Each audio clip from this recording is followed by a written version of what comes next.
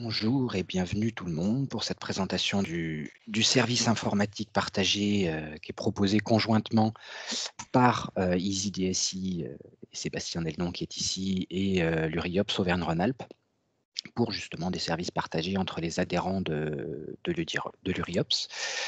Certains ont déjà pu assister à des présentations ou des webinaires qu'on aurait pu tenir ou tout simplement échanger avec moi ou avec Sébastien sur ce projet. Mais il nous semblait important quand même de revenir sur le contexte de la mise en place de ce service, pourquoi l'URIOPS a souhaité pousser et mettre en place cette coopération numérique, et puis vous détailler bien sûr le fonctionnement et les services qui seront apportés par la suite. Le premier constat que nous avions fait déjà depuis, notamment depuis l'année dernière, c'est que effectivement il y a un mouvement actuel au niveau national et l'utilisation du numérique comme un levier pour mettre en œuvre des actions vers plus d'inclusion, vers une société un peu plus inclusive et de pousser vraiment l'usage du numérique et les outils numériques et de l'organiser dans tous les secteurs de la société, particulièrement la santé sociale et médico-sociale. Euh, on a également fait les constats que malheureusement, bien souvent, pour les secteurs sociaux, médico-sociaux, on a une organisation de l'offre sur les territoires, avec beaucoup de gestionnaires, on pourrait dire de petite ou de moyenne taille, ou en tout cas qui n'ont pas suffisamment d'établissements et une masse critique suffisamment importante, et des moyens et des manœuvres, des moyens financiers suffisants pour pouvoir se permettre de se doter en interne de ressources et de compétences techniques pour porter des projets, pour définir des stratégies numériques, pour écrire des plans d'action, des schémas directeurs, etc. Et que effectivement, c'est des postes qui sont réservés vraiment aux plus grosses structures et que les moyens financiers, malheureusement, ne sont pas là pour que les plus petits organismes puissent se doter de ces compétences-là. Or, le recours au numérique devient de plus en plus important et je dirais même quasiment obligatoire. Et il s'agit vraiment d'un secteur d'expertise et qui nécessite d'être accompagné si on n'a pas ces compétences en interne pour pouvoir définir ses stratégies, mettre en œuvre ses projets, etc. Ça a quand même été relativement perçu déjà par l'État dans leur souhait de développer le numérique. Ils sont assez conscients de ces difficultés et notamment dans le cadre d'un programme qui est en cours et qui a été lancé en début d'année, qui s'appelle le programme ESMS numérique, qui rentre dans le volet global de déploiement du numérique et de la e-santé, de forcer et d'encourager les coopérations entre les structures sur la question du numérique, justement pour pouvoir arriver à un seuil suffisant d'établissements qui permettent de se faire accompagner, de mutualiser éventuellement des ressources et des compétences techniques pour pouvoir mener à bien leur projet. Oui, effectivement, j'étais en train d'en parler. Ce programme ESMS numérique qui a été dévoilé en fin d'année fait partie d'une feuille de route plus large du numérique en santé. À travers le déploiement du numérique pour le secteur social et médico-social, il y a également des financements qui sont prévus pour pouvoir permettre cette transition et accompagner les structures, et également à travers ces financements-là, des financements donc pour les acquisitions de logiciels, de matériel, etc., on pourra y revenir, mais aussi des financements pour pouvoir se faire accompagner de professionnels sur ces thématiques-là. Voilà.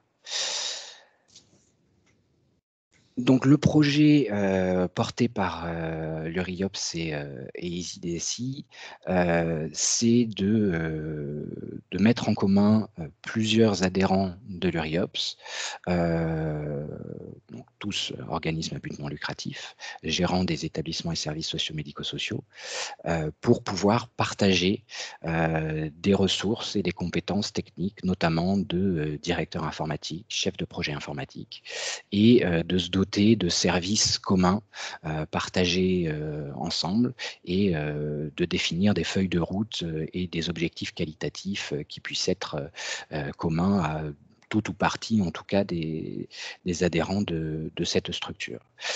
On vise particulièrement les associations et les organismes gestionnaires qui gèrent moins de 15 et même probablement moins de 10 établissements. Heu, Tout simplement parce que, c'est essentiellement, ces organismes-là qui ont besoin de ce type de service et le service comme il est, travaillé aujourd'hui, dans SIP ESMS, répond plus aux besoins, des structures de cette taille-là que des structures de taille moyenne, de 15 et plus, d'établissements. Voilà.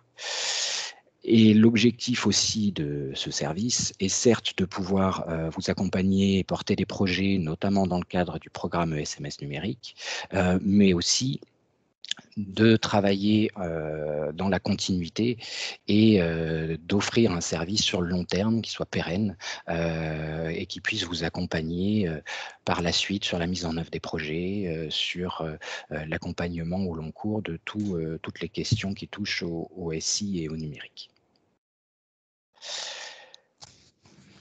Donc c'est, vraiment une association qui va être créée pour proposer, ces services-là, mais l'objectif, c'est vraiment de rester, uniquement sur une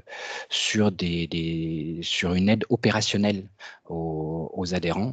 On est vraiment uniquement sur du partage de services, de retour de ressources informatiques. Donc chacun, bien entendu, garde son autonomie sur, la gestion de ses établissements, sur son pilotage, y compris sur le volet numérique. Il n'y a pas de dimension politique à cette association-là. On est vraiment que sur de l'opérationnel pour accompagner, pour porter des projets et vous aider à développer et à mettre en œuvre le numérique dans toutes les sphères de vos activités. Voilà, donc c'était une présentation assez, rapide du contexte et de la réflexion qui nous a menés à mettre en place ce service-là. Donc ce que je vous propose, c'est qu'on rentre un peu plus dans le détail sur, concrètement, qu'est-ce que pourra apporter, SIP ESMS? Et puis, pour ça, je vais passer, la parole à Sébastien Deldon, donc, directeur informatique et qui sera notamment le fameux DSI partagé de ce service. Oui, moi, une brève introduction. Je sais qu'il y en a certains qui m'ont déjà entendu, donc je vais essayer d'être bref, mais simplement pour vous dire que pendant 17 années, j'ai été le directeur informatique d'Habitat Humanisme, qui est une association qui œuvre à la fois dans le social et dans le médico-social. Donc je connais un petit peu ces enjeux-là. J'ai eu une équipe jusqu'à une quinzaine de personnes dans le service informatique. Et depuis 2 ans, je propose des conseils plus spécifiques. Pareil, sur la catégorie dont a parlé tout à l'heure Lionel, donc sur les organismes gestionnaires globalement entre 10 et ça peut aller jusqu'à 100 établissements. Donc voilà, je connais bien ce secteur et le sujet en question. J'ai eu l'occasion aussi, et c'est d'où la rencontre avec l'Uriops aussi, de créer à l'intérieur d'Habitat Humanisme une coopération entre les différentes entités en définissant, comme c'est affiché à l'écran, les différents services, le financement, et j'ai eu l'occasion de diriger cette coopération pendant plus de 7 ans. Donc par rapport à ce qui est proposé dans cette coopération sous la forme associative, il y a 3 grands types de services dans une coopération. Il y a les services qui vont être les services qu'on dit socles. On emploie souvent ce terme quand on parle de services qui sont un petit peu partagés par tous. c'est les fondations, et donc en fait, c'est des services qui vont être couverts par l'adhésion générale. Ce sont les services partagés par tous les adhérents, donc qui incluent un directeur DSI, un chef de projet SI, tous les deux en proportion forcément du nombre d'adhérents qui vont intégrer la coopération, les conseils de l'URIOPS aussi sur la partie numérique et notamment financement numérique, mais également la recherche éventuelle, puisqu'on est associatif, de bénévolat et de mécénat pour vous accompagner, puisqu'il existe du mécénat de compétences, mais des mécénats aussi sur les logiciels qui sont parfois peu connus des petites associations. Donc l'idée, c'est de pouvoir bénéficier, de profiter de cette partie associative aussi qui nous est offerte. Il y aura aussi la possibilité, ça ne sera peut-être pas le cas dans un premier temps sur beaucoup de sujets, mais ça sera la possibilité de monter des services qu'on appelle optionnels, c'est-à-dire que tous les adhérents ne veulent pas, mais que certains adhérents souhaitent. Donc une partie des adhérents pourront se partager certains services. Je vous donne un exemple concret. Dans la coopération, il y en a qui vont rentrer, qui vont vouloir déposer un dossier usager informatisé dans le cadre du programme SMS. Il y en a d'autres qui ne vont pas vouloir le déposer. Donc, bien sûr, ces services-là, le service d'assistance à maîtrise d'ouvrage sur ces projets, on ne va pas les faire payer à tout le monde. Donc, ça sera un service qui sera optionnel, qui sera, on le verra tout à l'heure, en partie financé par le dossier. Et il peut y avoir aussi, pour certains adhérents qui ont des besoins tout à fait spécifiques, j'ai déjà connu ça dans le GIE que j'avais pu diriger, il y en a qui ont un besoin spécifique, et là, on pourrait imaginer, pour ces adhérents-là, un service spécifique. Voilà. Donc, il y a vraiment ces trois grands types de services qui seront proposés, et vous en entendrez parler quand vous intégrerez la coopération. Peut-être. Voilà, donc quant à la mission de DSI partagée, que donc moi je vais avoir l'honneur de pouvoir conduire, ça sera une mission qui sera vraiment une mission tout d'abord stratégique, puisque l'objectif, ça va être d'organiser, de piloter des audits initiaux dans les établissements, parce que j'ai souvent vu des schémas directeurs réalisés sans même se déplacer dans les établissements. Ça me paraît très compliqué. Donc l'objectif, c'est, outre de venir vous voir dans les établissements, c'est aussi de faire un tour complet des établissements pour voir vos câblages, vos connexions Internet, les différents éléments que vous avez, les switches, les routeurs, parfois ceux que vous connaissez même pas, donc pour pouvoir les prendre en photo, relever leur numéro de tag, et de pouvoir avoir une liste précise à vous fournir, et de pouvoir, si possible, faire en sorte que cette liste soit tenue à jour, parce que c'est pareil, la faire une seule fois, c'est un peu compliqué. Et cette liste va nous permettre de faire un peu une cartographie de ce que vous avez, pour pouvoir vous proposer une feuille de route, au travers d'une fiche CEPOM, pour pouvoir dire, nous, on a prévu sur les 3 prochaines années d'essayer de s'améliorer comme ça, on a prévu tel budget, et voilà ce qu'on peut aussi demander comme financement. Donc, il y a vraiment cette partie stratégique pour savoir où est-ce que vous allez, quelle est votre trajectoire en matière numérique. Répondre aux questions des adhérents d'ordre divers, parce que c'est aussi ça le concret d'un service opérationnel, c'est qu'il se pose des questions un peu concrètes, quotidiennes. Alors, le directeur informatique n'est pas un technicien. Donc, vous avez très souvent des techniciens sur les problématiques d'installation, sur les problématiques techniques, mais vous avez aussi des questions de contractualisation. Est-ce que mon contrat arrive à expiration? Est-ce que je le renouvelle? Là, j'ai pas de fournisseur. Comment je me fournis? Par rapport au schéma directeur qu'on a défini, on a prévu de mettre en place un réseau. Comment est-ce qu'on met en place un réseau? Donc, ça sera vraiment sur toutes les problématiques de mise en place du schéma directeur, d'organisation, de contractualisation.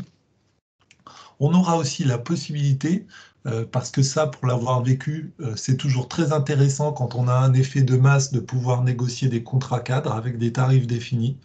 Ça, on pourra les négocier, ça n'engagera pas les adhérents, ils pourront le piocher dans ces contrats cadres pour éventuellement se fournir à des tarifs un petit peu plus mesurés. Ce qu'on va proposer aussi, j'en parlerai un peu plus tard, c'est que chaque établissement ou au moins chaque OG puisse définir un référent SI.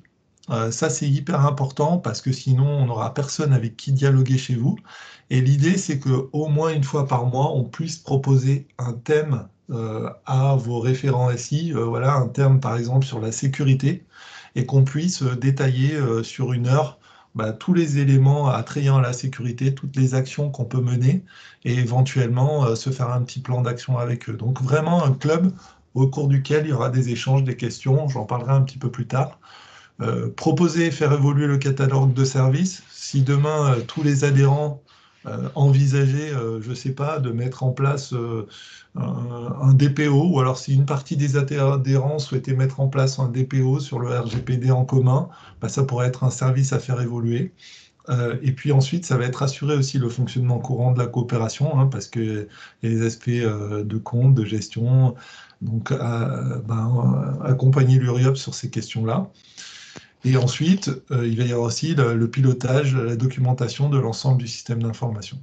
Donc, et puis des missions plus spécifiques aussi, donc dans le cadre des appels à projets. J'ai eu l'occasion de faire un premier dépôt de projet au mois de mars avec un organisme de gestion. J'ai pu bien mesurer à quel point c'était quand même un dépôt de projet qui pouvait être quand même assez complexe à construire. Donc l'idée, c'est vraiment d'accompagner ceux qui voudront déposer des projets dans ce dépôt des projets et pouvoir en assurer aussi un pilotage technique, parce que très souvent, vous verrez, les chefs de projet ont une couche plutôt métier et ne connaissent pas forcément la partie technique, donc ça sera être un appui là-dessus. Et juste pour précision, parce que je suis pas sûr que tout le monde ait forcément la connaissance, le DPO, c'est le délégué à protection des données. Voilà. Sur le RGPD, juste repréciser les sigles régulièrement. Merci. C'est vrai. Il faut me le dire. Quand j'utilise trop de sigles, n'hésitez pas. Ok, très bien pour cette. Donc voilà, là l'idée c'est vraiment de doter chaque adhérent d'une stratégie et d'un pilote. Donc je ne vais pas lire toutes les slides, mais c'est pour vous présenter un petit peu les thèmes sur lesquels je vais pouvoir travailler avec vous. Il y a toujours la télématique des liens réseau. Vous savez que ça devient très compliqué pour les établissements de fonctionner sans un lien réseau fiable et que c'est parfois compliqué de décortiquer les offres. Alors là, sur cette partie-là, c'est vraiment quelque chose sur laquelle je pourrais vous aider. Il y a la fibre pro, il y a la 5G, il y a bientôt le satellite qui arrive. Donc maintenant, on arrive globalement à trouver une solution par établissement. C'est jamais la même, mais on arrive à mixer ces solutions. Donc là, l'idée, c'est de vous accompagner. Il y a un deuxième sujet qui est les infrastructures. Alors là aussi, est-ce qu'on continue à héberger nos serveurs chez nous? Est-ce qu'on les héberge chez un prestataire? Comment est-ce qu'on fait cette migration? Ça fait partie des sujets sur lesquels le DSI, c'est-à-dire moi, va pouvoir vous accompagner aussi, vous conseiller, et puis vous aider à trouver les bons partenaires prestataires si vous ne les avez pas. Un troisième sujet qui est très récurrent, il faut savoir que la plupart des attaques, et elles sont assez courantes dans notre milieu, proviennent de postes de travail qui ne sont pas gérés, tout simplement mal mis à jour ou mal déclarés ou mal configurés sur le réseau. Donc tous ces éléments-là sont en général très techniques. Voilà, même certains prestataires arrivent à s'y perdre. Donc l'idée du DSI, c'est vraiment de vous accompagner sur ces questions-là pour trouver la forme la plus adaptée à votre établissement, qui sera peut-être pas celle de l'établissement voisin. On a tous des spécificités.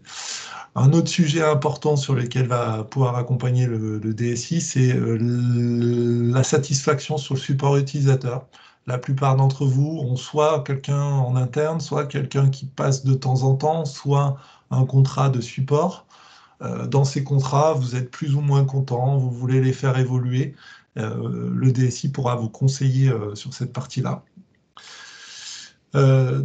Avant-dernier élément, il y a la partie collaborative qui prend de plus en plus d'importance. Il y a la visio qui, avec le confinement, a pris énormément d'importance, mais il y a aussi le partage des fichiers, il y a aussi où est-ce qu'il faut les stocker, il y a tous les outils de formulaire, tous les outils on va dire, un peu périphérique à ces suites collaboratives. Il y a le portail intranet qui parfois est évoqué aussi. Donc ça fait partie des sujets sur lesquels on peut aussi avoir une assistance. Et enfin, le dernier sujet, c'est des sujets un peu plus qui peuvent avoir quand même des impacts, notamment économiques. La première chose, c'est peut-être, moi j'ai eu l'occasion de le faire, de faire appel à des mécénats de compétences pour nous accompagner sur certains sujets. Alors un mécénat de compétences en informatique, c'est bien à recruter, mais encore faut-il lui faire une fiche de poste et l'accompagner, parce que c'est vraiment comme manager un salarié, tout simplement. Donc il faut qu'on arrive à trouver une mission qui puisse convenir aux adhérents. Et puis, très clairement, il y a une forte demande sur le marché des mécénats de compétences, donc on peut probablement arriver à en trouver. Et c'est un petit peu la même chose au niveau des tarifs associations. Il y a beaucoup de logiciels ou de matériel sur lesquels on a des tarifs associations. Et moi, je vois beaucoup d'associations qui ne le savent pas, qui ne l'utilisent pas.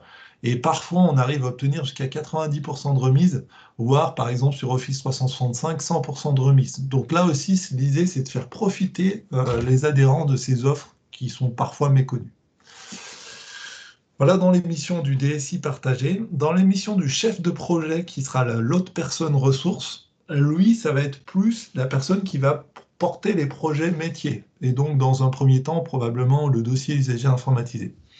Donc lui, il va gérer la partie projet.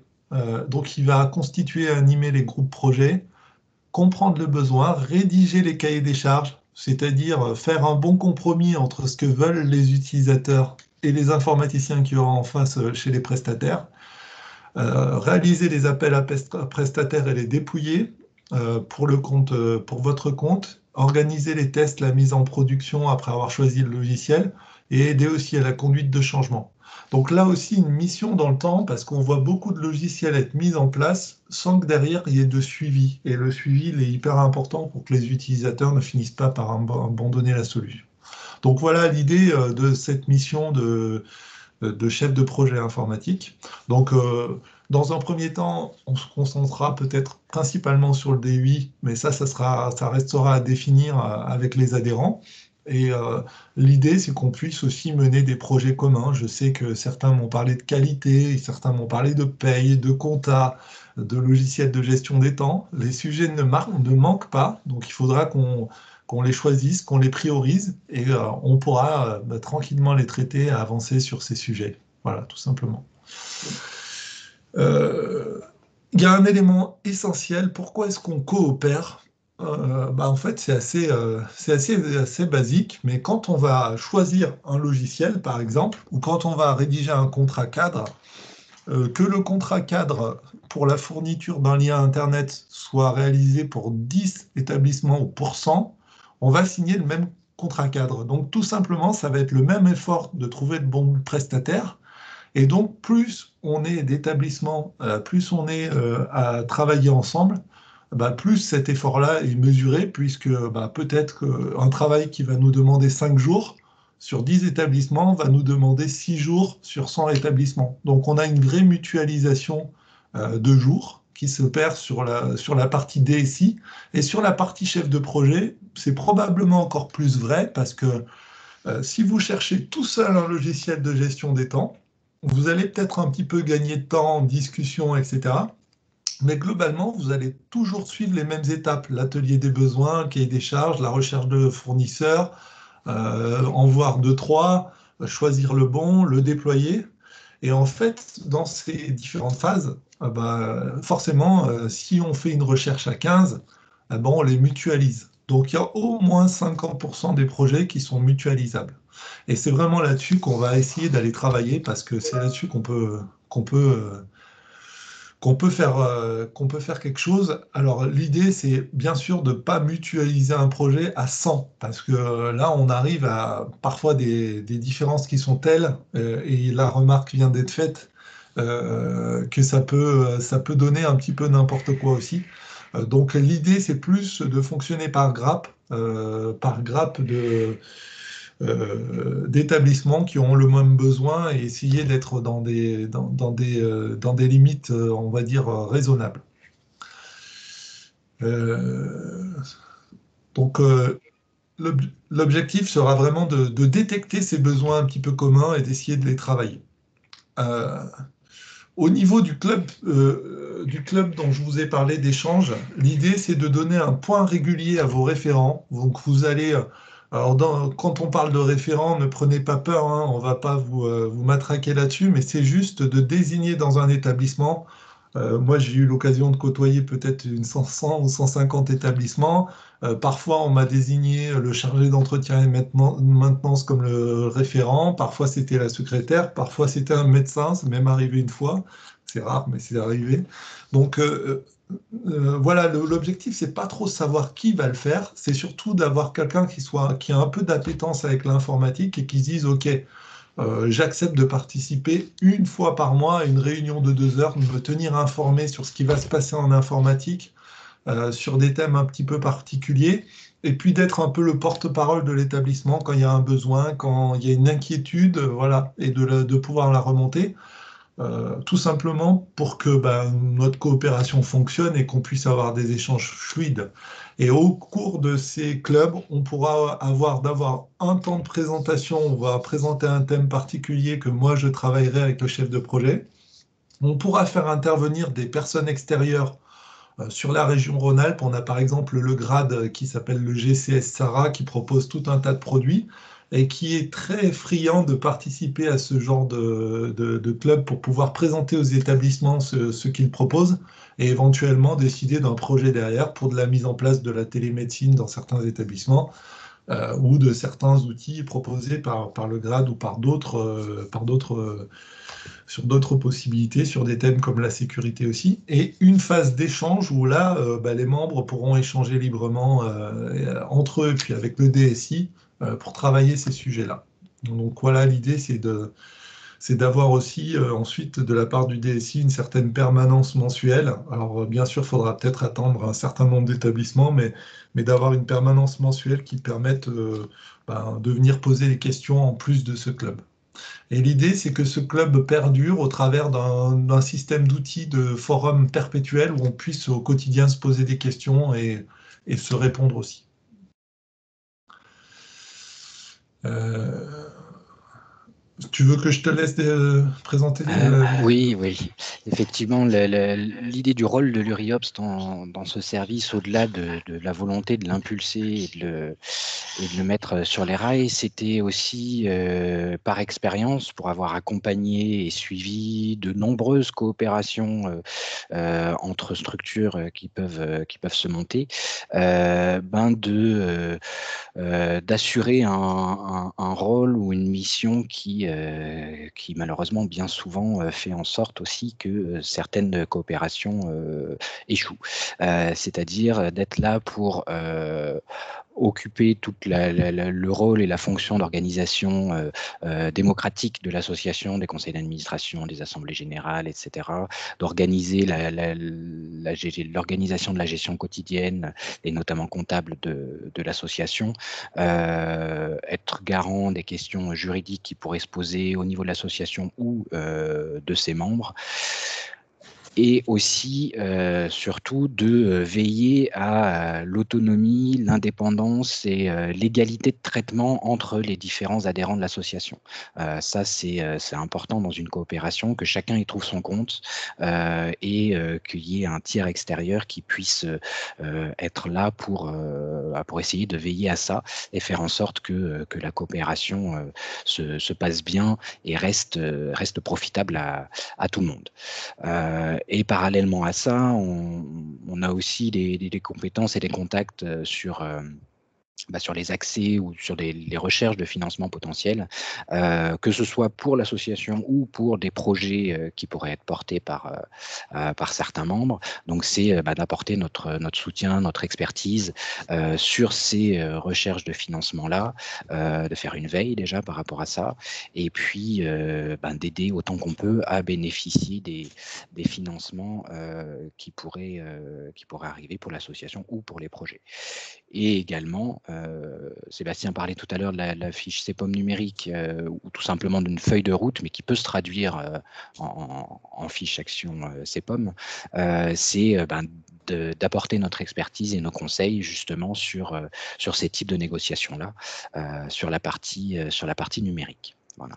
Et une chose qu'on n'a pas encore dit, mais qu'on reviendra dessus également, l'adhésion, bien sûr, à l'association SIP SMS aura un coût pour le service socle. L'objectif de l'association et de la coopération, c'est vraiment une mutualisation. Et on veut tout faire pour que l'association ne soit pas fiscalisée. Et le principe de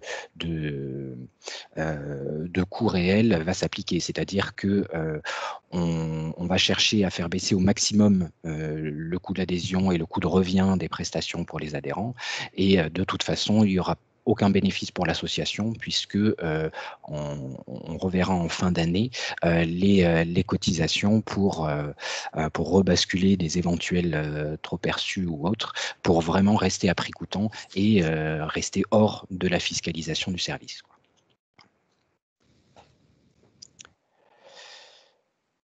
Et puis, oui, Sébastien en a déjà parlé un petit peu, mais effectivement, l'objectif, c'est aussi d'utiliser tous les moyens pour améliorer la qualité de service et développer un maximum de services pour les adhérents de cette association, et limiter au maximum les coûts.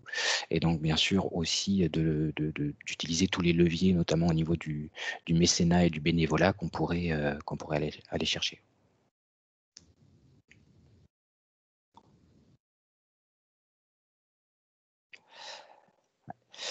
Au niveau du fonctionnement de l'association, je ne sais pas Sébastien si tu veux reprendre la main ou peu importe.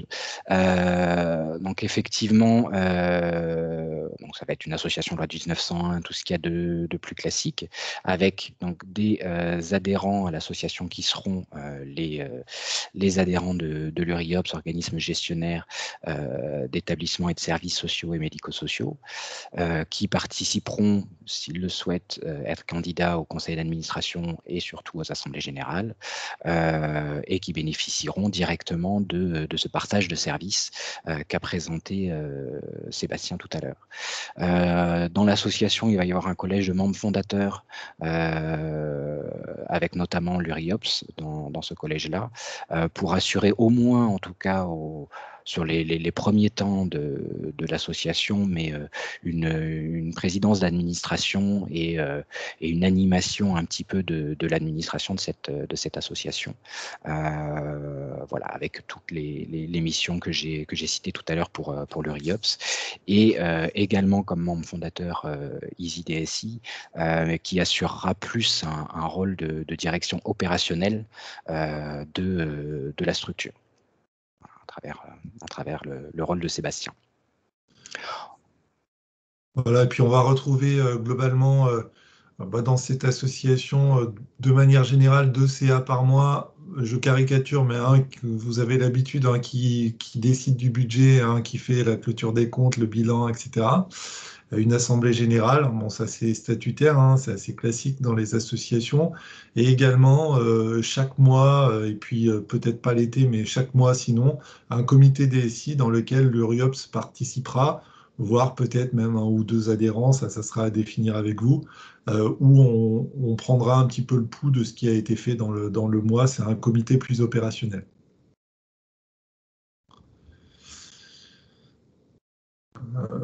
On a imaginé que pour pouvoir éprouver, tester et puis déployer correctement cette coopération, il fallait qu'on se donne une visibilité. Moi, je l'ai vécu quand j'étais chez Habitat Humanisme. Au début, ben, forcément, les choses se mettent en place, les audits se mettent en place. On voit aussi pas mal d'adhérents rentrer au fur et à mesure. Donc, il y a quand même une période de mise en œuvre et on a souhaité que l'engagement initial soit de 36 mois pour pouvoir mettre en place cette coopération. C'est pas un mariage à vie, hein. Au bout des 36 mois, on peut sortir. Bien sûr, s'il y avait quelque chose de grave, on a prévu des moyens de sortie aussi dans les statuts. Mais l'idée, c'est qu'on soit sur un engagement de départ de 36 mois. Voilà. Et effectivement, pour aussi laisser le temps aux projets de se mettre en place, de s'assurer de leur viabilité, de leur déploiement et d'être en mesure de les évaluer et d'évaluer en même temps la coopération.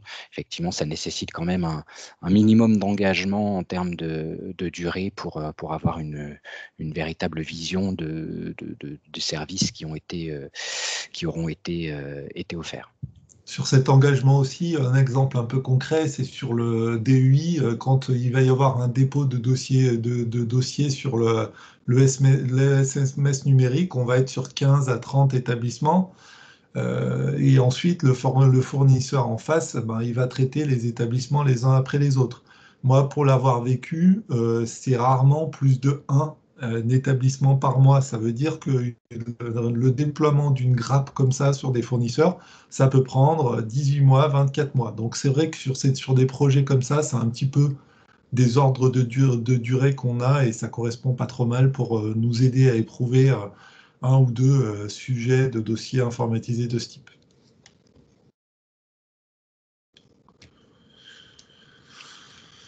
Bah, comme l'a dit tout à l'heure Lionel, hein, le but, c'est pas de faire des bénéfices sur l'association, d'ailleurs, à les lois 1901, donc ce n'est pas possible. Le but, ça sera tout simplement de se dire, on fait une répartition équitable, et pour pouvoir échapper à notamment la TVA, bah, en fait, on va être obligé de définir des clés de répartition petit à petit, les plus fines possibles. Alors, on a beaucoup travaillé avec Lionel ces dernières semaines sur le budget, sur les clés de répartition, sur les différents éléments, hein. Vous le verrez, on a travaillé sur un budget très détaillé pour essayer de vous présenter quelque chose de très concret et être beaucoup plus sûr sur les coûts. On a aussi travaillé pas mal sur les clés de répartition. On les a retournées un peu dans tous les sens, c'est toujours un casse-tête. Et l'idée, c'est de pouvoir aussi les faire évoluer dans le temps. Donc l'idée, en effet, dès le démarrage en charge, ça serait d'avoir ben, notamment un DSI, notamment sur toute la partie audit, hein. C'est vraiment ce qu'on a envie de commencer tout de suite, vous proposer ben, un audit de vos établissements et de pouvoir avoir une fiche chez Pomme numérique et une sorte de stratégie d'évolution pour votre établissement. Il y a le chef de projet, puis il y a aussi toute la partie gestion de la coopération. Donc voilà, par rapport à ça, on est parti sur un tarif maximum, sachant qu'on voulait vraiment là-dessus vous donner de la visibilité sur ce que pourrait être le tarif maximum de cette adhésion. Et on est vraiment parti sur un tarif correspondant aux critères qu'a pris l'État pour le dossier usager informatisé, c'est-à-dire par établissement et services médico-sociaux. Donc ça sera un budget de ce type-là, sachant que, bon, comme je vous le dis, c'est le budget qu'on a calculé de maximum. Et un de nos objectifs, malheureusement, on n'a pas pu confirmer de subventions avant. L'objectif, ça va être aussi d'aller chercher des subventions pour essayer de diminuer un peu ce budget et peut-être en financer une partie sur 2, sur 3 ans et vous aider de ce côté-là. Ouais, donc effectivement des subventions ou des financements, peu importe, qui permettraient de réduire au maximum ce coût. Et encore une fois, c'est une enveloppe vraiment maximum dans le sens où elle est carrément écrite dans les statuts, que l'adhésion est un coût pour le service socle tels qu'ils sont définis pour l'instant, et à un maximum de 500 € par établissement par mois. Et pour avoir tourné le budget un petit peu dans tous les sens, on a défini quand même un minimum d'établissements pour arriver à tenir ce budget-là, autour de 10, même, enfin, plutôt que même 15 établissements pour pouvoir démarrer.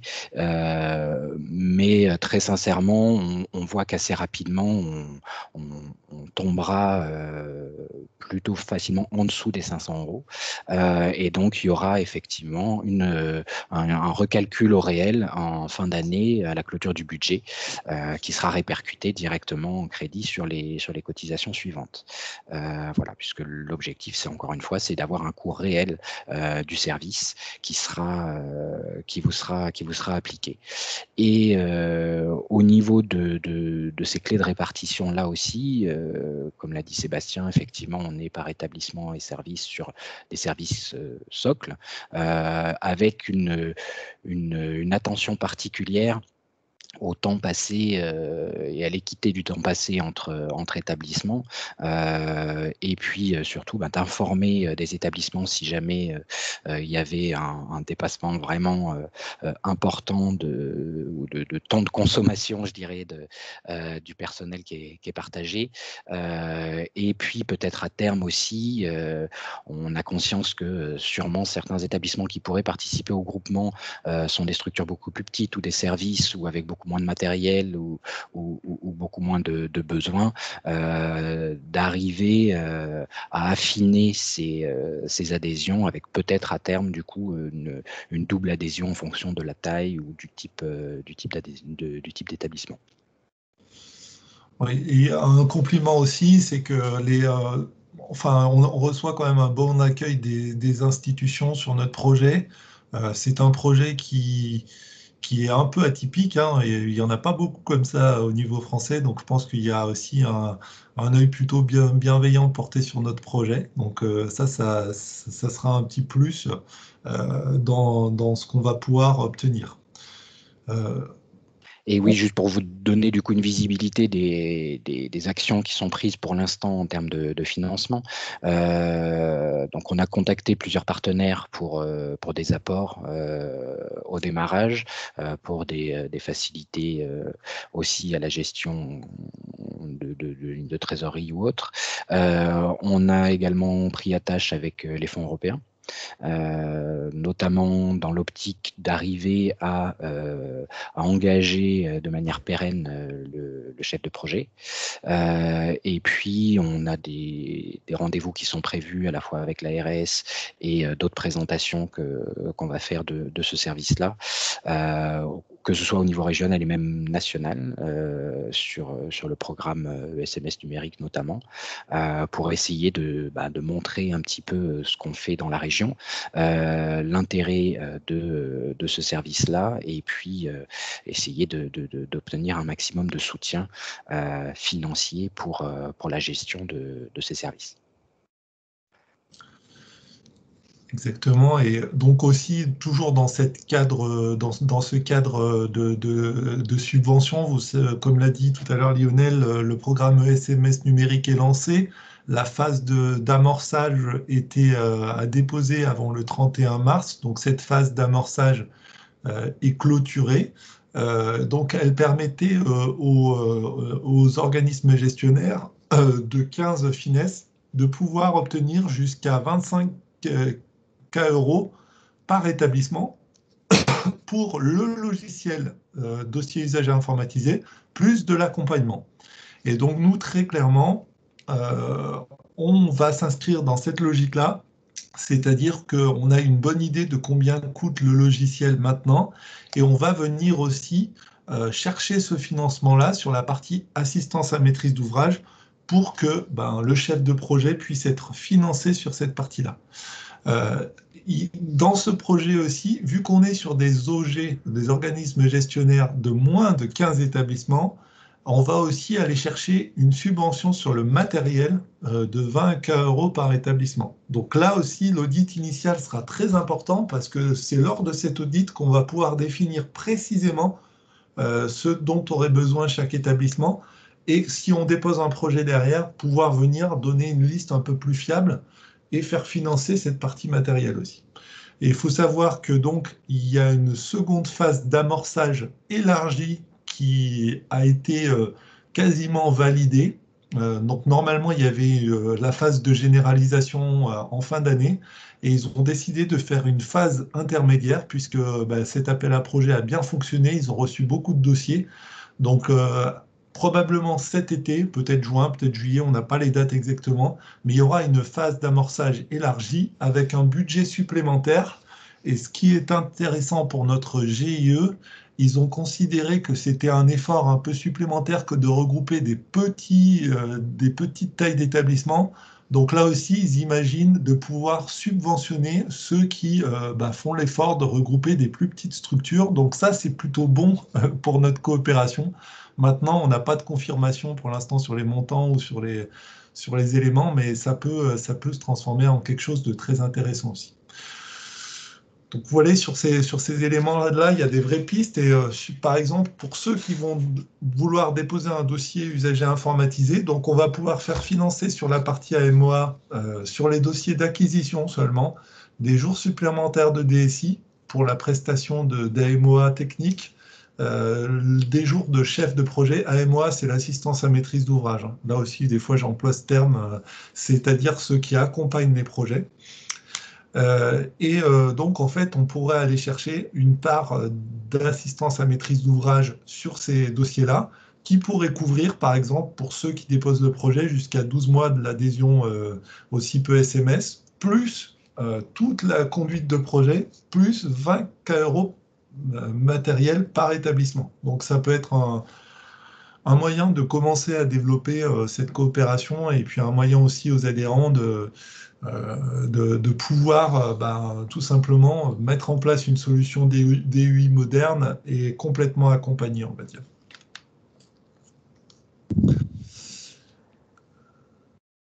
Donc là-dessus, oui. Oui, c'est ce qu'on a déjà un petit peu annoncé sur le fait qu'on allait chercher d'autres financements à côté et ce que tu disais sur les financements complémentaires pour les accompagnements justement de ce qu'ils appellent les grappes de petites structures pour regrouper déjà les petites structures, les accompagner et animer ces grappes de structures dans les projets du programme SMS numérique. Il y a quand même de fortes chances qu'il y ait une enveloppe spécifique qui soit attribuée pour ça. Et là encore, on est en lien direct, que ce soit au niveau de l'ARS ou même au niveau national pour placer la future association CIPE SMS dans ce cadre-là. Donc oui, il y a ce qu'on disait aussi, donc c'est que une des premières phases importantes, ça va être tout simplement d'aller dans chacun des établissements qui auront souscrit pour pouvoir, nous on appelait ça l'audit initial, c'est tout simplement aller sur place, faire le relevé des différents matériels, faire le relevé des différents logiciels utilisés, faire les relevés des besoins peut-être aussi. Et puis, tous ces éléments-là, on aurait pu se dire, tiens, on va les collecter, on va les mettre sur Excel et on va gérer ça comme ça. Simplement, pour l'avoir vécu, Excel, ça devient très rapidement impossible à gérer les données dessus. Et donc, on a décidé tout de suite de se doter d'un outil, de gestion du parc informatique, mais aussi des contrats, mais aussi des différents établissements pour pouvoir avoir une base commune à distance de la gestion informatique. Ce logiciel-là, en fait, ça sera notre logiciel de gestion commun. Ce logiciel-là, il ne sera pas compris dans l'adhésion et il va coûter, selon le nombre d'établissements dans les OG, entre 20 et 59 €. Vous y aurez accès et si un jour vous décidez de quitter la coopération, vous conserverez un inventaire de vos données et un outil de gestion. Voilà. L'idée, c'est vraiment, on est dans une phase de structuration de l'informatique et pour l'avoir vécu dans beaucoup de missions, en fait, très souvent, je facture pour faire des schémas directeurs et concrètement, je fais 80% d'audit. Donc là, l'idée, c'est vraiment d'avoir un outil qui nous permette d'avoir un audit en permanence, un inventaire en permanence à jour et de pouvoir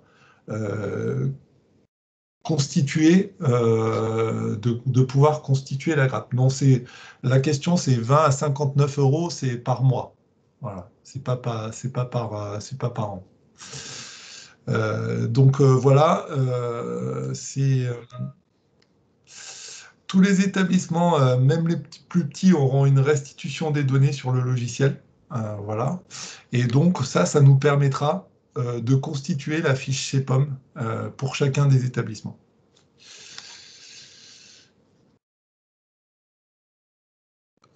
Voilà, donc, sachant qu'à terme, c'est pareil, hein, si c'est de toute façon, ce sera les adhérents au groupement, à l'association qui définiront aussi leurs besoins, le cadre des services, etc. Si le budget tourne plutôt autour de 400 € par mois par établissement au final, et qu'on arrive à avoir des aides et qu'on maintient bien nos charges, ou voire même moins, ce sera tout à fait possible, je suppose, d'intégrer le coût du logiciel dans l'adhésion à l'association. Simplement, c'est qu'aujourd'hui, sans aucune aide, rien, en intégrant ce coût-là dans le coût de l'adhésion, on risque de ne pas tenir les 500 € par mois. Voilà. absolument. Il faut savoir aussi que sur la partie, un des avantages de se créer comme association au niveau du CIPE SMS, c'est que pour les besoins propres du CIPE SMS, puisqu'on va avoir besoin d'organiser des réunions Teams, on va avoir besoin de vous proposer des espaces de partage collaboratif. Comme on est statut associatif, on pourra obtenir tous ces outils-là gratuitement. Donc ça aussi, ça aura un impact sur le coût de l'adhésion, puisque tous ces coûts-là, on les aura pas, tout simplement. Donc ça, c'est un élément important.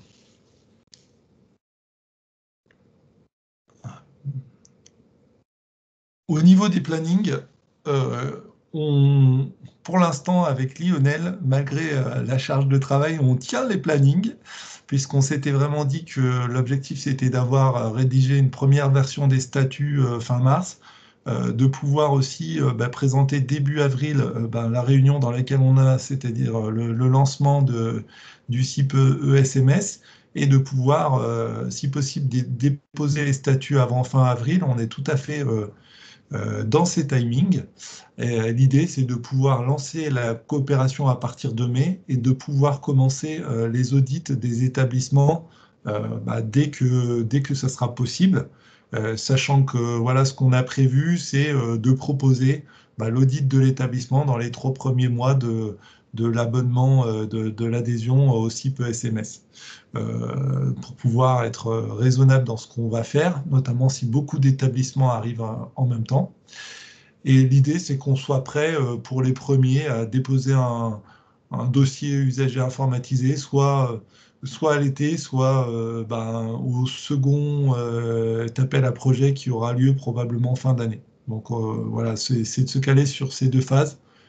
Il faut bien sûr qu'on trouve la grappe qui a envie de déposer le projet à 15 établissements. Donc ça, c'est un petit peu aléatoire pour l'instant.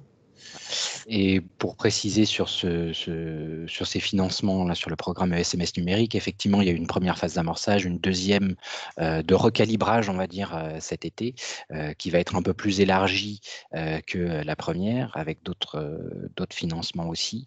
Et l'objectif qui reste à concrétiser par des décrets de mise en œuvre, mais en tout cas l'objectif qui est affiché, c'est de fonctionner un petit peu sous forme d'un appel d'offres quasi permanent, avec des fonds qui sont injectés régulièrement aux ARS, donc ce sera a priori toujours piloté par les ARS, mais avec la possibilité de déposer des dossiers dès qu'ils sont prêts, un petit peu comme ça au fil de l'eau. Voilà.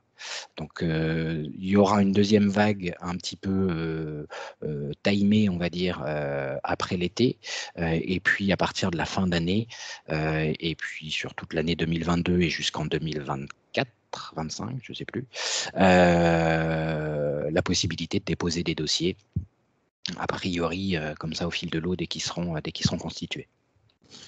Et progressivement aussi un élargissement en termes de secteur, c'est-à-dire que là on est vraiment sur le premier appel à projet, on était PAPH, on va progressivement s'élargir vers du financé par les départements, puis vers du social. Tout à fait. Même déjà, dès la prochaine vague de cet été, il parle d'ouvrir à tout le champ du social et du domicile. L'ESIAD était déjà inclus, mais l'ensemble du champ du domicile aussi à partir du second semestre.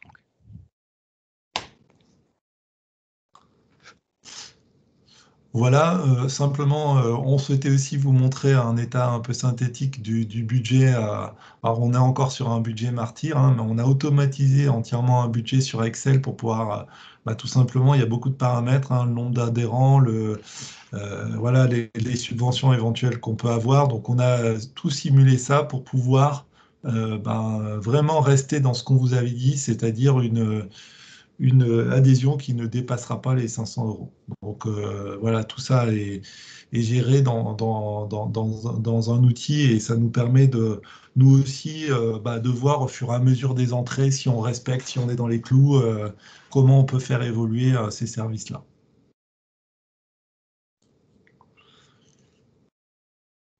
Euh, À ce stade, est-ce qu'il y aurait peut-être des questions ou des réactions, des demandes de précision, même très pratico-pratiques, hein, sur le fonctionnement, sur l'adhésion, n'hésitez pas. Pour l'intégration et l'adhésion à l'association, ce qu'on a prévu, donc effectivement, il y a des statuts qui vont être bientôt déposés. Il y a également un contrat de membre ou un contrat d'adhésion qui sera signé avec chaque adhérent, qui est aussi quasiment bouclé. Tout ça, ça a été revu par les avocats déjà, et va être bientôt déposé. Et puis pour les structures donc, qui souhaiteraient s'engager et adhérer à SIPE SMS. Bien sûr, on se tient à disposition pour organiser un temps, mais là, vraiment en bilatéral, en direct avec vous, pour présenter soit à la direction, à la gouvernance, à votre conseil d'administration, peu importe, par téléphone, en visio, ou si jamais c'est possible aussi de se déplacer, on verra. Mais un temps pour répondre à vos questions, pour présenter l'association, les implications, les coûts, le fonctionnement, etc. Voilà, donc tout ça, à partir de la fin du mois, là, on est à votre disposition effectivement pour organiser ces temps-là et travailler sur l'adhésion. Je vois une question. S'il y a 15 établissements, ça veut dire que chaque établissement aura l'équivalence de 1/15e de nana à disposition en permanence. En permanence, pas tout à fait. En fait, on a défini le temps de DSI, de chef de projet, d'accompagnement et de conseil en fonction des services qui sont rendus, de ce qu'on vous a préparé, de ce qu'on vous a présenté. Donc, pour accomplir tous les services qu'on vous a présentés, ça représente, je ne me souviens plus exactement du nombre de jours, mais X jours de prestations de DSI et de chef de projet par établissement. Voilà. Donc, ce n'est pas exactement un temps plein à un 15e, puisque à 15 établissements, on n'a pas de quoi se payer un DSI à temps plein, très, très franchement, ni un chef de projet d'ailleurs. On a calculé, oui, je vais revenir sur l'autre question après, on a calculé qu'en gros, si c'est sur les fonds propres de l'association et sur l'adhésion, pour intégrer l'embauche d'un chef de projet, tu me diras si je me trompe Sébastien, mais il fallait qu'on atteigne au moins une limite qui se situe autour de 40 établissements dans la structure pour pouvoir financer un temps plein en salarié de l'association de chef de projet déjà, pas de DSI, uniquement de chef de projet. Donc à 15 établissements, on ne finance pas un salarié à temps plein. Et l'objectif notamment de toutes les discussions qu'on a avec la région avec les fonds européens et notamment le FSE, c'est d'inclure notre projet dans la prochaine programmation, hein, puisqu'ils sont en train de définir les orientations du programme FSE et des financements justement pour les mutualisations de personnel, les embauches, etc. D'avoir une aide à l'embauche pour ce poste-là de chef de projet, qu'on puisse obtenir sur une année complète pour nous donner le temps d'arriver au seuil critique en termes d'établissement qui nous permettent de pérenniser le poste et du coup faire baisser encore le coût d'adhésion pour chacune des structures, puisqu'une fois qu'on aura internalisé, on maîtrisera un petit peu mieux le budget, on fera diminuer un petit peu les coûts. Voilà. Oui, excusez-moi, il y avait une question aussi, parler du 20 000 de matériel. Dans la phase d'amorçage de ce fameux programme SMS numérique, il était prévu des enveloppes. Une enveloppe, si vous déposiez un projet pour vous équiper, pour acquérir ou pour changer un logiciel de dossier usagé. Une autre enveloppe limitée à 10 000 si vous aviez déjà un logiciel mais que vous souhaitiez le faire monter en gamme ou le développer. Et pour les petites structures de moins de 15 établissements, la possibilité de demander et de faire financer jusqu'à 20 000 euros de matériel par établissement dans le cadre de ces projets-là, pour justement soit installer un DEI, soit le rendre interopérable avec de la télémédecine ou ce que vous voulez, et des dossiers médicaux partagés, etc., etc. Et du coup, d'améliorer vos réseaux, l'équipement, et voilà, de vous équiper en tablette. Voilà. Donc une enveloppe qui était à 20 000. Ça va être reconduit dans les prochaines phases. Les montants, on ne les a pas encore dans le détail, mais ce sera à peu près du même ordre. Et c'est bien par établissement.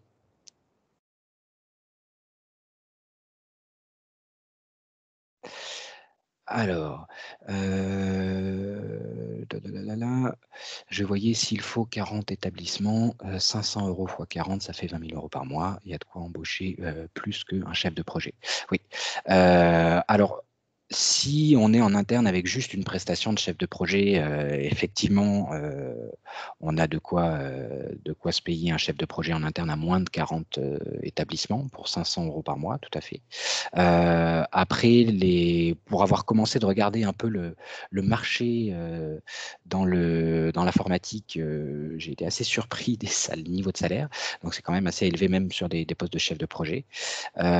Sur la compétence du DSI, on est encore sur d'autres niveaux de salaire. Donc là, on est vraiment sur des compétences qui sont assez rares et assez chères. Mais voilà, l'objectif est d'avoir accès à ces compétences-là,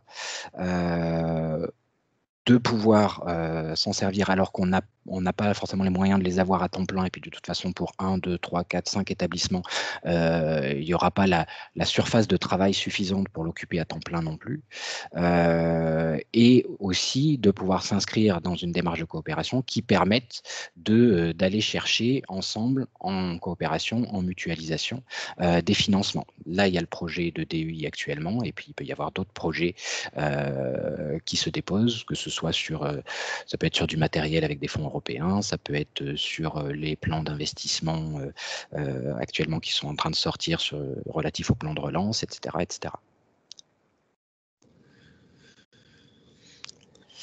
Oui, absolument. Moi, je fais vraiment un complément là-dessus. Faut vraiment avoir conscience que, notamment avec le Covid, c'était déjà le cas depuis 3 ou 4 ans avant le Covid, mais toutes les ressources informatiques sont très difficiles à recruter sur le marché. Moi, sur les 3 dernières missions d'accompagnement que j'ai fait, les sociétés, enfin les associations que j'accompagne n'arrivent pas à trouver de techniciens, n'arrivent pas à trouver de chefs de projet. Parce que tout simplement, on rentre en concurrence avec les banques, avec l'industrie, et qu'il y a un manque de ressources sur ce marché. Donc on n'a pas de chance. Alors que si on voulait vraiment, peut-être que probablement si on se reportait il y a 7-8 ans en avance, en retard, je veux dire, ou il y a quelques années, on aurait pu peut-être avoir une équipe un peu plus étoffée, mais c'est vrai que voilà, on est dans une période où les compétences sont un peu chères, et puis on ne peut pas, vous le savez, sur le marché de l'emploi, appâter des gens sur un secteur tendu avec des CDD, par exemple. Voilà, si on leur propose un CDD de 3 mois aussi peu SMS, ça ne va pas les intéresser. Et si on leur propose de commencer par 20 jours par an parce qu'il n'y a que 5 établissements, ça ne va pas les intéresser non plus. Donc il faut bien que dans cette période un peu de transition, de constitution du SMS, on ait accès à des personnes à temps partagé, notamment sur la maîtrise d'ouvrage, parce que promettre tout de suite maintenant, avec 5-15 établissements qui rentrent, de pouvoir financer en CDI un chef de projet, c'est pas possible. Donc on est obligé d'y aller progressivement, mais il faut savoir que ça se fait très bien. Hein, voilà, en informatique, c'est le secteur où on partage le plus de ressources. Hein. Vous avez déjà probablement des ressources techniques partagées, puisque vous avez pour la plupart des techniciens qui interviennent chez vous, et c'est déjà le cas. Donc c'est simplement la même chose pour l'assistance à maîtrise d'ouvrage ou la DSI. Et puis très objectivement, si on arrive à 40 établissements, l'adhésion, elle sera plus à 500 €. On arrive à 500 € que si on mutualise à 15. Si on mutualise à 40, c'est clair qu'on sera bien en dessous des 500 € par mois et encore plus si on arrive à embaucher, à avoir une surface en termes de, là je parle plus en termes de quantité de travail, d'occuper un temps plein de chef de projet.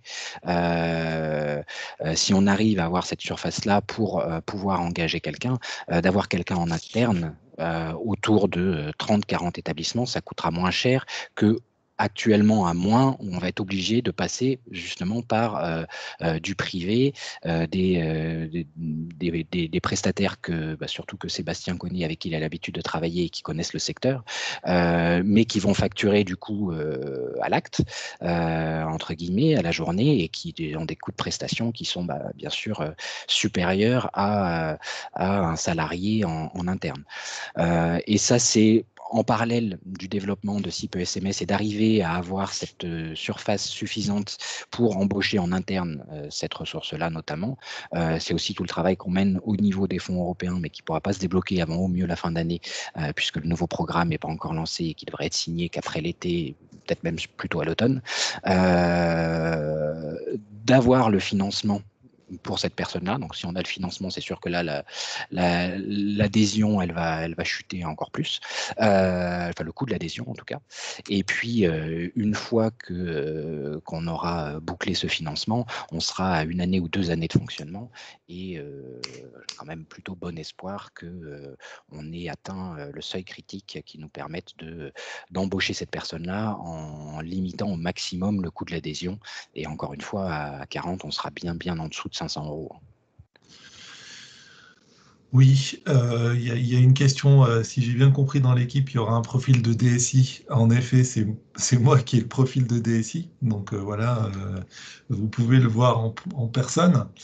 Donc il y a un deuxième sujet qui pour moi est central quand on fait une coopération, c'est que embaucher pour embaucher, ça n'a aucun sens. C'est-à-dire qu'à un moment donné, vous allez voir que dans la coopération, ce qui va primer, entre guillemets, c'est quels sont les besoins des établissements.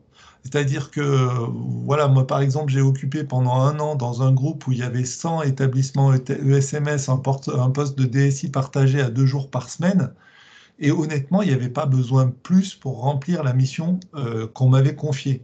Et ils ont préféré à un moment donné embaucher des techniciens informatiques parce que c'est plus de technique informatique à un moment donné dont ils avaient besoin. Et l'idée, au bout d'1 an, au bout d'1 an et demi, c'est plutôt de se poser sur quels sont vos besoins. Est-ce que vous avez besoin de plus de DSI, de plus de maîtrise d'ouvrage? Est-ce que vous avez besoin de partager des ressources techniques? Et c'est vraiment par rapport à ces besoins qu'on essaiera, nous, d'aller tirer les ficelles pour vous mettre en face la bonne ressource en face. Même si c'est toujours pas toujours facile, parce qu'en effet, quand on embauche un salarié, c'est 100% du temps. Donc, on arbitrera selon vos besoins, selon ce que vous aurez envie de faire évoluer en termes de coopération, les équipes en conséquence. Ouais. Juste, je rebondis du coup sur le dernier message. 15 établissements, ça fait 7 500 € par mois. En effet, pour avoir, avant de se lancer avec Sébastien et travailler sur le budget, regarder un petit peu sur le marché, les prestations de DSI partagées, ce genre de choses. 7 500 € par mois pour 15 établissements, en le prenant en prestation, ça finance quoi? Ça finance 6 jours et demi de DSI sur le mois, même pas, puisqu'ils sont souvent à plus de 1 000 € quand ils sont en facturation à la journée. Et un chef de projet, pour un chef de projet un peu compétent, c'est quand même entre au moins 600 ou 800 € la journée que c'est facturé. Donc on y arrive très vite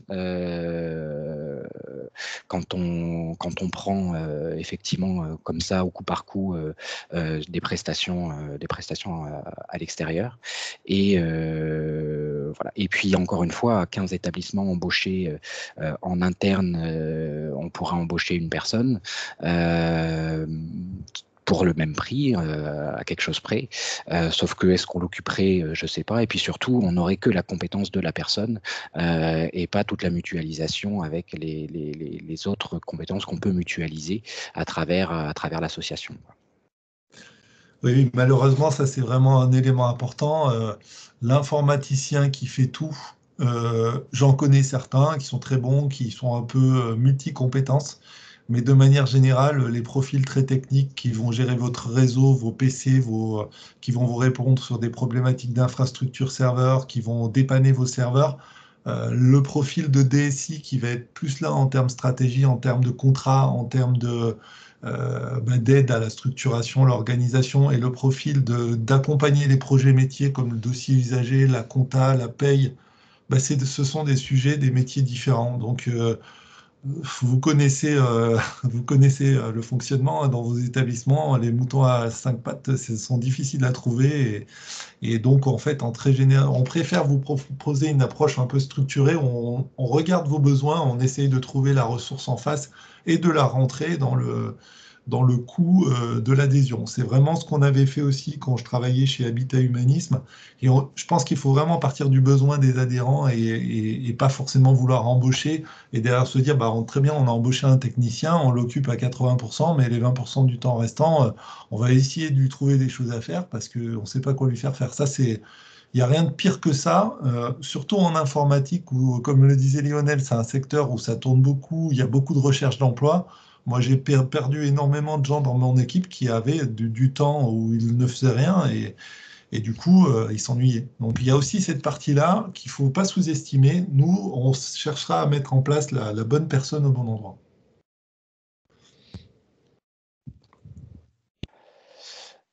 Oui, je suis passé la slide suivante, excusez-moi, j'ai cliqué. Est-ce qu'il y a d'autres réactions, questions s'il y en a qui veulent prendre la parole, hein, vous pouvez aussi lever la main si vous voulez activer votre micro, il n'y a pas de souci. Mais n'hésitez pas à poser vos questions et puis même à challenger un petit peu les propositions qu'on fait. Hein. Les statuts ne sont pas déposés, on a certes essayé de définir une approche un peu structurée des choses, un peu calibrée, mais encore une fois, si selon vous, il y a des besoins qui ne sont pas ou peu pris en compte, s'il y a des choses qui ne fonctionnent pas très bien, il ne faut pas hésiter à nous le dire et à nous le faire remonter. Hein, l'objectif de l'association, c'est que ça réponde aux besoins des adhérents de l'association. Donc, si on fait fausse route et qu'on ne répond pas à vos besoins, il faut nous le dire. Voilà. Donc, n'hésitez pas. Hein, s'il y a des questions ou des remarques, c'est le moment. Et puis, de toute façon, vous aurez nos coordonnées sur le support qu'on va vous distribuer aussi.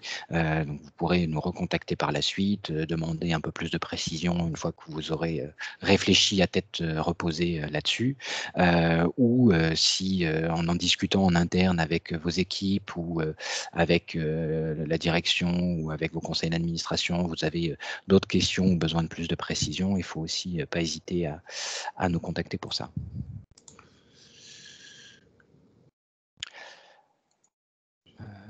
Voilà, justement, je vais peut-être passer la slide où il y a les contacts.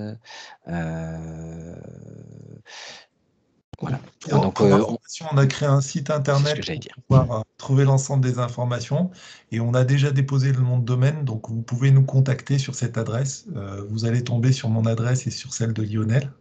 Donc n'hésitez pas à nous demander en effet des rendez-vous personnalisés pour peut-être approfondir un petit peu votre cas particulier. Et puis, je pense que les bulletins d'adhésion seront disponibles à partir de fin avril, hein, mi-avril, fin avril. Oui, à partir du 20-21 avril, ça devrait être bon. Et on essaye en tout cas, la date qu'on s'est fixée pour le dépôt des statuts, pour l'instant, c'est le 29 avril. Voilà. Donc, comme ça, vous avez toutes les infos.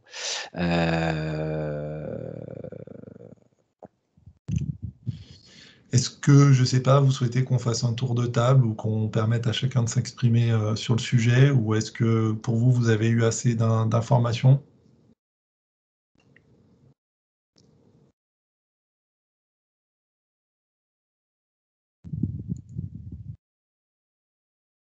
Pas de réaction? Non, mais c'est clair, hein. Merci beaucoup. C'est clair pour vous? Thierry Varnier, oui, c'est clair. Très bien. Super. Merci. Merci. Merci pour votre retour. Très bien. Écoutez, s'il n'y a pas plus assez d'informations, il faut digérer, oui, effectivement. Ça fait beaucoup de choses à voir et à regarder. C'est pour ça que je vous disais, effectivement, à tête reposée, si vous avez besoin d'y revenir ou d'échanger de nouveau avec nous, il faudra pas hésiter. Et encore une fois, on l'a imaginé à partir des retours qu'on avait et des échanges qu'on a pu avoir avec certains adhérents, mais voilà, il ne faut pas hésiter à nous faire vos propres remarques et remonter s'il y a des choses à recalibrer, à éventuellement repréciser. Oui, je vois Monsieur Poutrel qui a levé la main. Je vous en prie, vous pouvez ouvrir votre micro. Oui, merci pour la présentation, c'était très clair. On a déjà un rendez-vous de fixé pour la suite, Lionel. D'accord. Et ce serait un plaisir de pouvoir échanger avec Sébastien. Bon, moi, je suis partenaire de l'Uriops et prestataire informatique, donc c'est pour ça que ce sujet m'intéressait par rapport au plan SMS numérique. Et nous, étant spécialiste du cloud, c'est pour ça que ma question sur les 20 000 € de matériel n'était pas innocente. Et qu'acheter des tablettes, c'est très bien, mais acheter des serveurs, il faut faire attention. C'est pas toujours utile. Mais ce sera un plaisir d'échanger autour de ça courant du mois d'avril. Merci à vous. Tout à fait. Puis sur la remarque de tout à l'heure, on est conscient aussi que c'est beaucoup de termes techniques, c'est un métier très spécifique, hein. Moi, j'ai rencontré beaucoup de directeurs dans le social ou dans le médico-social. Je sais que tous ne sont pas familiers avec ces termes, mais l'idée aussi, c'est qu'on puisse, au fur et à mesure de nos rencontres, hein, parce que moi, je vais être aussi amené peut-être à animer des réunions pour les directeurs plus spécifiques. Peut-être aussi vous permettre de vous acculturer à ces termes informatiques et à la gestion du système d'information, parce que de toute façon, le numérique arrive dans le social et le médico-social, et c'est très important que les directeurs, sans connaître le détail technique très fin, puissent au moins comprendre les enjeux au moins stratégiques sur cette partie-là, avec plein d'abréviations, de termes un peu techniques. Donc moi, j'essaierai d'être le plus vulgarisateur sur ce sujet possible.